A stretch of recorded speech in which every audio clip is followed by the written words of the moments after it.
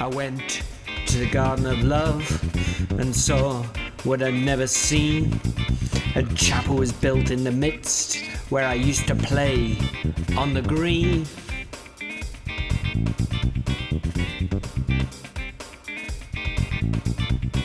And the gates of this chapel were shut, and thou shalt not rid over the door.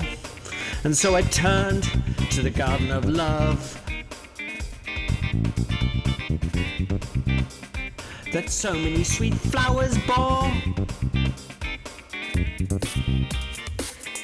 And I saw it was filled with graves and tombstones where flowers should be, and priests in black gowns were walking their rounds and binding with briars my joys and desires.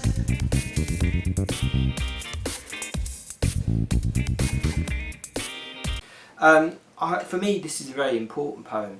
I think it really sums up Blake's attitude to organised religion. We have the Garden of Love, which is rather like the echoing green, isn't it, in the Songs of Innocence.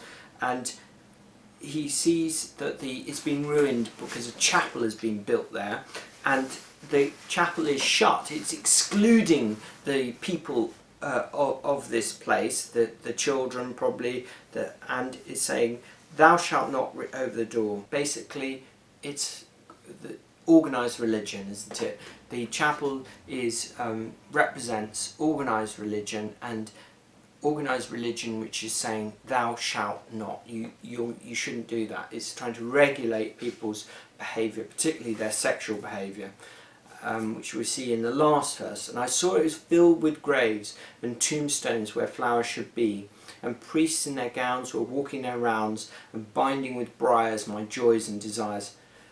Notice how he switches the rhyme scheme in the last verse to having these internal rhymes in the last two lines, the last two powerful lines. And priests in black gowns were walking their rounds and binding with briars my joys and desires.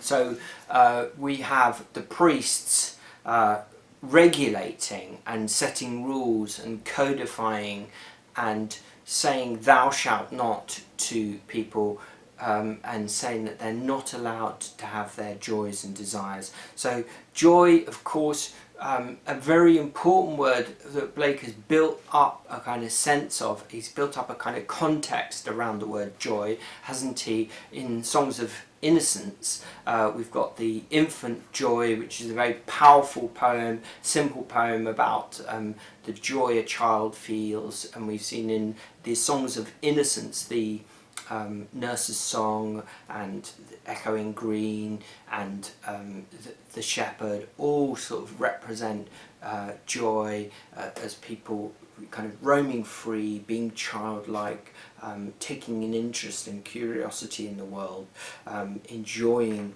nature, enjoying animals, enjoying their bodies. All of these sorts of things are not allowed in this world. They're bound with briars, and I think the briar ties in with My Pretty Rose Tree and the lily, the thorn represent, and the sick rose even. The thorn is representing this sort of negative attitude to life. And desire, of course, I think specifically sexual desire is being referred to here.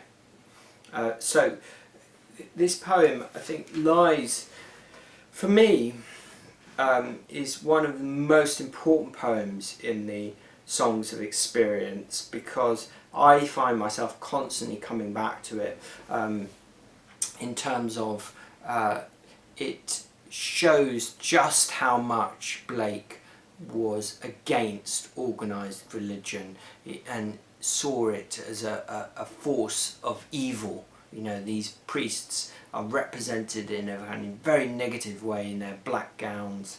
They're walking their rounds. They're almost like prison guards or soldiers, aren't they? Imprisoning people with their rules and their mind-forged manacles, as it were. I went to the garden of love and saw what I'd never seen.